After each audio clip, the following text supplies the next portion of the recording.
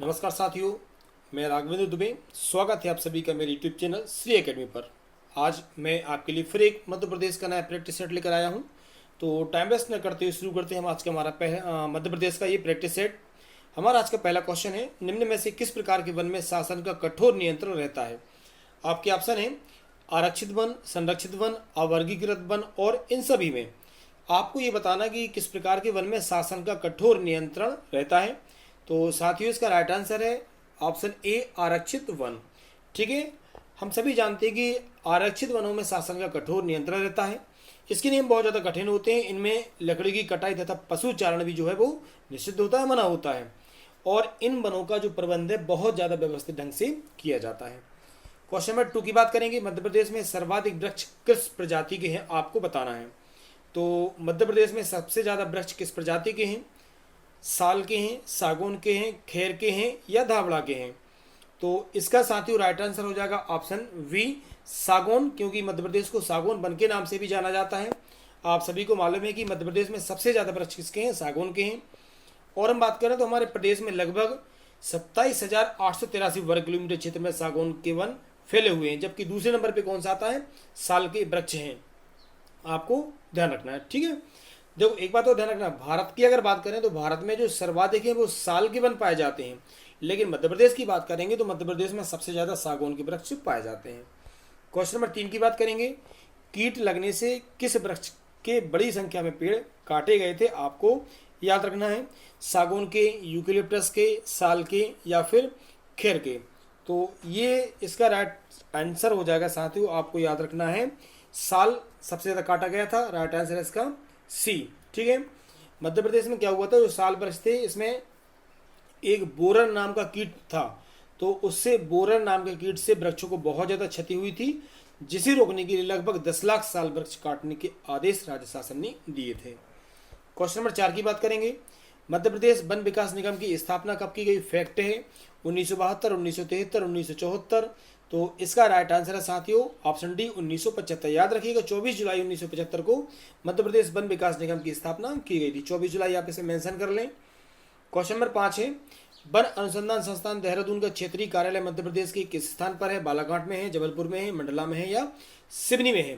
तो साथियों याद रखिएगा, क्षेत्रीय कार्यालय की बात हो रही है तो वन अनुसंधान संस्थान की बात करें तो देहरादून में है, और उसका क्षेत्रीय कार्यालय मध्य प्रदेश में जबलपुर में है। राइट आंसर हो जाएगा ऑप्शन वी, जबलपुर। ठीक।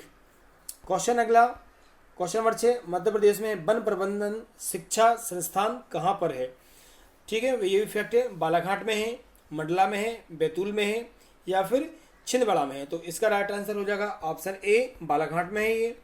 क्वेश्चन नंबर 7 की बात करेंगे। Indian institute of forest management कहाँ पर है? कई सारे एग्जाम में ये क्वेश्चन आ चुका है, फैक्ट है, याद रखेंगे। इंदौर, भोपाल, रीवा और सतना। तो साथ ही इसका राइट आंसर है ऑप्शन बी, भोपाल में है ये। क्वेश्चन नंबर 8 की बात करेंगे हम। मध्य प्रदेश में प्रादेशिक वन स्कूल कहाँ पर है? दतिया में है, सिवनी में है, शिवपुरी में है या फिर श्योपुर में है? तो इसका राइट आंसर है साथियों ऑप्शन सी, शिवपुरी में है प्रादेशिक वन स्कूल। क्वेश्चन नंबर 9 की बात करेंगे। मध्य प्रदेश में वन पालों तथा वन जो वनपाल होते हैं, वनपाल तथा वन संरक्षकों को ट्रेनिंग कहाँ दी जाती है, आपको बताना है। अमरकंटक में, गोविंदगढ़ में, लखनादौन में या फिर उपरोक्त सभी जगह? तो इसका राइट आंसर है साथियों ऑप्शन डी, उपरोक्त सभी जगह।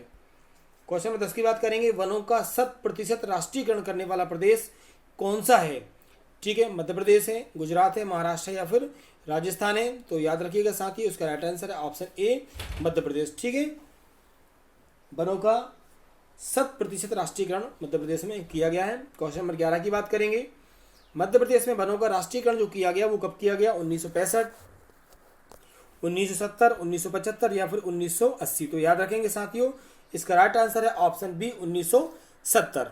ठीक है, तो आपको ये अच्छे से याद रखना है कि मध्य प्रदेश में सबसे पहले वनों का राष्ट्रीयकरण 1970 में किया गया, और इसमें भी आपको ध्यान रखना सबसे पहले तेंदुपत्ता का राष्ट्रीयकरण किया गया था। क्वेश्चन नंबर 12 की बात करेंगे। सबसे अधिक आरक्षित वन किस वन व्रत में पाए जाते हैं? ठीक है, उज्जैन में है, खंडवा में है, होशंगाबाद में है या फिर इंदौर में है? तो साथियों इसका राइट आंसर हो जाएगा ऑप्शन बी, खंडवा। ठीक है, सबसे ज़्यादा वन व्रत कहाँ पाए जाते हैं? खंडवा में पाए जाते हैं। याद रखेंगे आप लोग, मध्य प्रदेश में खंडवा वन व्रत में सबसे ज़्यादा आरक्षित हैं, तथा उज्जैन व्रत में सबसे कम आरक्षित है, ये भी आपको याद रखना है।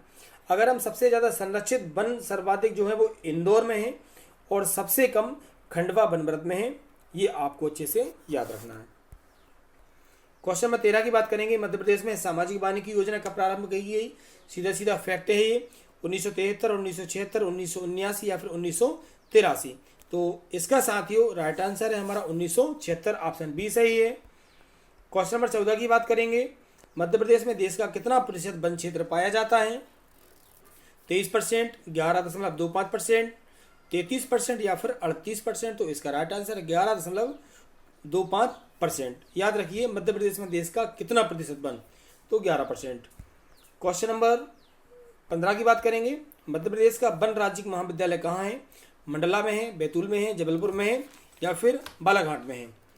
तो आपको बताना कि वन राज्य महाविद्यालय कहाँ पर है। तो इसका राइट आंसर साथियों ऑप्शन डी, बालाघाट।